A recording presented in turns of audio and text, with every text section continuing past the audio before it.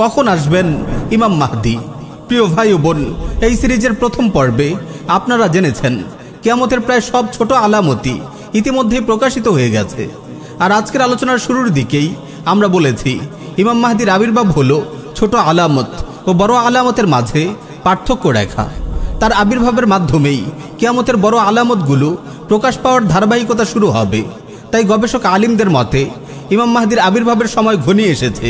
কুফর, শিরক ও জুলুমের সাম্রাজ্য যতই বিস্তৃত ও সর্বগ্রাসী হচ্ছে, ইমাম মাহদির আবির্ভাবের সময় ততই কাছে চলে আসছে।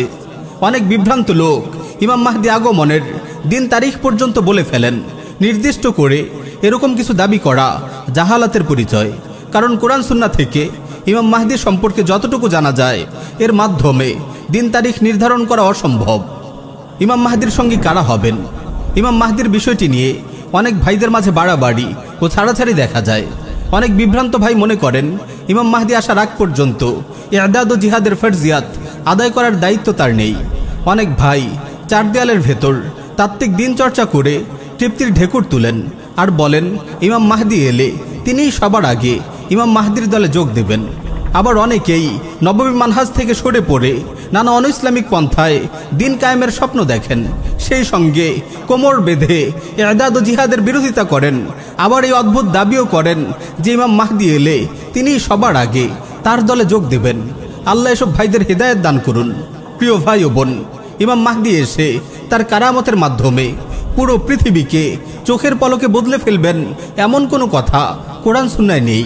দুনিয়া দারুল আসবাব, যেমনটি আমরা পূর্বেও বলেছি, ইমাম মাহদি এসে তায়েফাতুল মানসুরার নেতৃত্বভার গ্রহণ করবেন এবং জিহাদকে বৈশ্বিক পরিমণ্ডলে বিস্তৃত করবেন।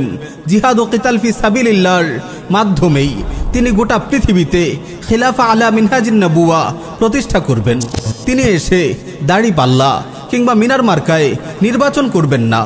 রাস্তায় কর্মীদের নিয়ে বিক্ষোভ মিছিল করবেন না।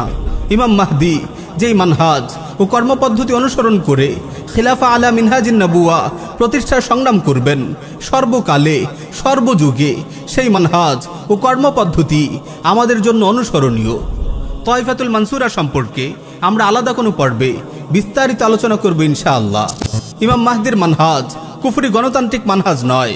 তার পথে চলা অত সহজ নয়, কারণ তার পথ দাওয়া ইআদাদ ও জিহাদের পথ। যেই পথের পদে পদে ওত পেতে আছে বিপদ, মুসিবত ও কুরবানি। এমনকি তার কাফেলায় সামিল হওয়ার পথও অত সহজ নয়। এই হাদিসও হয়তো এদিকে ইঙ্গিত করা হয়েছে। ফাইযা রাআইতুমুহু ফাবাইউহু ওয়ালাউ হাবওয়ান আলা সালজি ফাইন্নাহু খলিফাতুল্লাহিল মাহদি। তোমরা যখন তাকে দেখবে তখন বরফের উপর হামাগুড়ি দিয়ে হলেও তার বায়াত গ্রহণ করো, কারণ তিনি খলিফাতুল্লাহ মাহদি থাকবেন। এই হাদিস থেকে বোঝা যায় এই দলে যোগ দেয়া খুব একটা সহজ হবে না। ইআদাদ ও প্রস্তুতি ছাড়া তার দলে সামিল হওয়া বড়ই কঠিন হবে। প্রিয় ভাই ও বোন, নবুয়তের যুগ থেকেই শুরু হয়েছে ইআদাদ ও জিহাদের কাফেলার পথ চলা।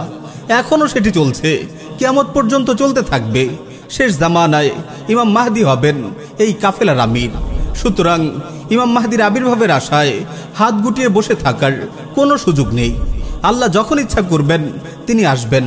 তবে দাওয়া ইআদাদ ও জিহাদের পথ ধরে মুসলিম উম্মার পথ চলা অব্যাহত থাকবে ইনশাআল্লাহ। আল্লাহ যখন ইচ্ছা করবেন তিনি আসবেন। তবে দাওয়া ইআদাদ ও জিহাদের পথ ধরে মুসলিম উম্মার পথ চলা অব্যাহত থাকবে ইনশাআল্লাহ।